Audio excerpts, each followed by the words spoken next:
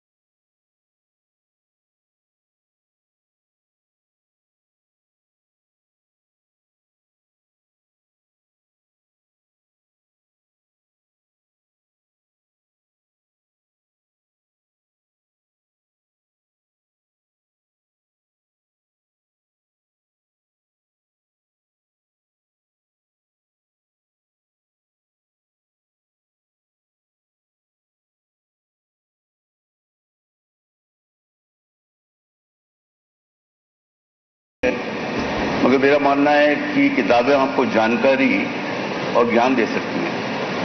प्रेरणा के लिए कुछ कहानी किस्से ऐसे होते हैं जो आप शेयर करना चाहें हमारी ऑडियंस से कि इस तरह से लोगों ने कुछ कदम ऐसे उठाए हैं जहां बेटी बचाओ बेटी पढ़ाओ योजना है, हमको एक नई प्रेरणा मिलेगी।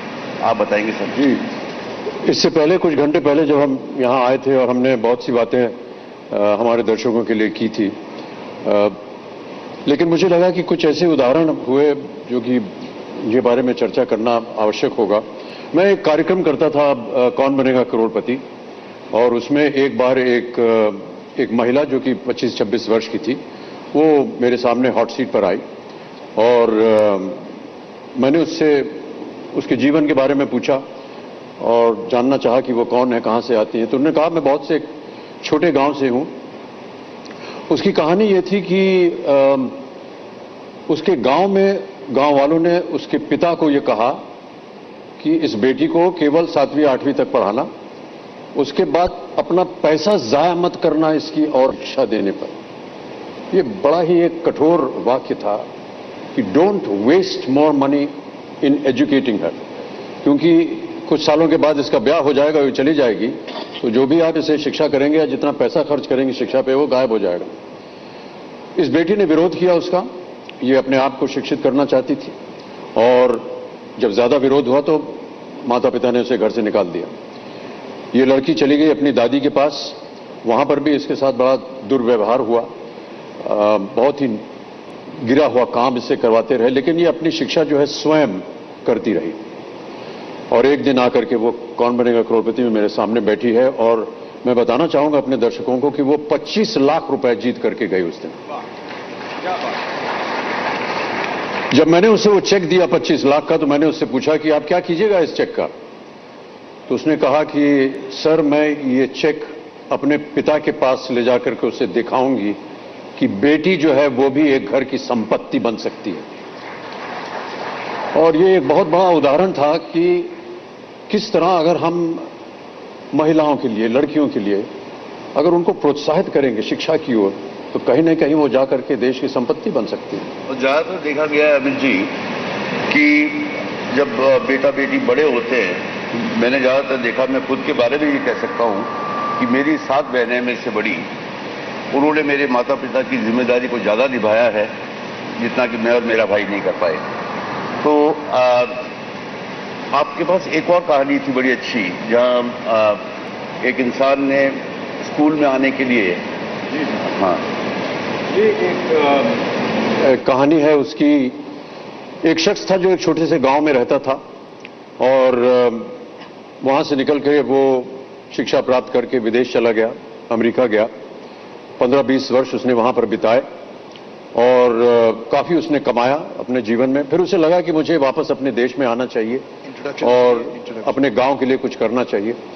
तो वापस अपने गांव आया। उसने देखा कि जिस स्थिति में उसने अपने गांव को छोड़ा था 15-20 वर्ष पहले, वो गांव वैसे का वैसा ही है। तो उसे लगा कि यहां पर लोगों को शिक्षित करना चाहिए, और सबसे ज्यादा महत्व उसने दिया बेटियों को शिक्षा करने के लिए। तो उसने अपनी धनराशि लगा करके वहां पर एक स्कूल बनाया, बहुत सारी क्लासेस बनवाई, कुर्सी टेबल ये सब लगवाया वहां पर। अपने ही मित्रों को जो कि शिक्षक थे उनको आमंत्रित किया और कहा कि आप यहां आकर के हमारी जो बच्चियां हैं इनको आप पढ़ाएं। 6-7 महीने बीत गए, वो स्कूल वैसा के वैसा ही बना रहा। प्रतिदिन वो वहां जाते थे, शिक्षक आते थे, लेकिन कोई भी बच्ची वहां पढ़ने नहीं आती थी। बहुत ही हताश हो गया ये इंसान। फिर उसे एक आइडिया सूझा और उसने क्या किया कि ऐलान किया कि यदि कोई भी बच्ची शिक्षा प्राप्त करने आएगी स्कूल में, तो मैं उसको अपनी धनराशि से 10 रुपए प्रतिदिन दूंगा। और जैसे ही उसने ये ऐलान किया, बहुत सारी बच्चियां आने लगी और हर रोज वो 10 रुपए उस बच्ची को देता था जो शिक्षा प्राप्त करने वहां आती थी। और ये जितनी धनराशि थी इसने इकट्ठा करके बैंक में डाली, और जब वो पूरी शिक्षा अपनी उन्होंने प्राप्त कर ली तो जितनी धनराशि बनी थी वो उठा करके उनको दी, ताकि आने वाले जो उनके दिन है उसके जीवन में उनको सहायक बन सके। तो इस तरह के बहुत से लोग हैं जो कि बच्चियों को प्रोत्साहित करने के लिए, शिक्षा देने के लिए आगे बढ़ते हैं। इन लोगों का सम्मान करना चाहिए और हम तो बहुत इनका हमने आदर किया, सम्मान किया। इसी तरह देखिए एक और शख्स थे जो कि एक बोझ ढोने वाले, एक जैसे कूली कहते हैं, वर्कर कहते हैं, उसका बेटा था। वो डॉक्टरी करना चाहता था। तो ये जो बोझ ढोने वाला उसका पिता था, उसने कहा तुम ये सब कुछ नहीं कर पाओगे, तो मेरी तरह जहां जो बोझ ढोते हैं कुली की तरह यही काम में लगो तुम। उसने कहा नहीं, मैं अपने आप को शिक्षित करूंगा। वो शिक्षा उसने प्राप्त की, डॉक्टर बन गया, अपनी क्लिनिक खोली, गायनेकोलॉजिस्ट बना वो।